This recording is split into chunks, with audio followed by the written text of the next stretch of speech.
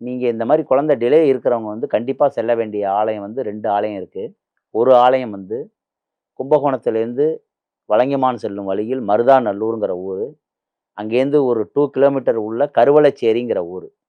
அந்த கருவளச்சேரிங்கிற ஊர்ல போய் அன்னை அகிலாண்டேஸ்வரி அம்பாள வணங்கிட்டு, அந்த சுவாமி பேரே கரு வளர்த்த நாயகி. சுவாமி பேர் என்னது? கரு வளர்த்த நாயகி. இப்போ கும்பகோணத்த சுத்தி உங்களுக்கு எல்லா கோயிலும் தெரியும். பட் இருந்தாலும் இந்த கோயில் ஸ்பெசிஃபிக்கான கோயிலுங்கிறேன்.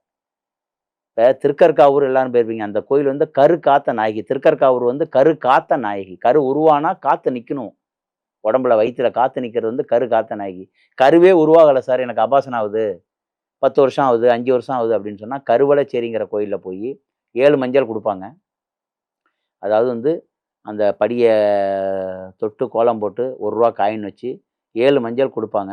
அது வந்து பெண்கள் யார் கல்யாணமான தம்பதிகள் போறாங்களோ, அந்த அந்த கணவன் மனைவி 2 பேர்ல மனைவியினுடைய சேலையினுடைய முந்தானிய ஏந்தி மடிப்பிச்சை வாங்கணும். வாங்கி அந்த மஞ்சள வாங்கி எடுத்துட்டு வரணும்.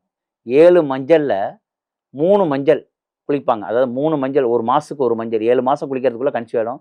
3 மாசம் 3 மஞ்சள் குளிக்கிறது கண்டிப்பா கன்சீவ் ஆயிடுவீங்க. வெளியூரோ, சொந்தக்காரங்க வீட்டுக்கோ, வெளியூர் போறப்ப நீங்க எடுத்துட்டு போகக்கூடாது அந்த மஞ்சள. உங்க வீட்ல இருக்கிறப்ப மட்டும் தான் அந்த மஞ்சள யூஸ் பண்ணணும்.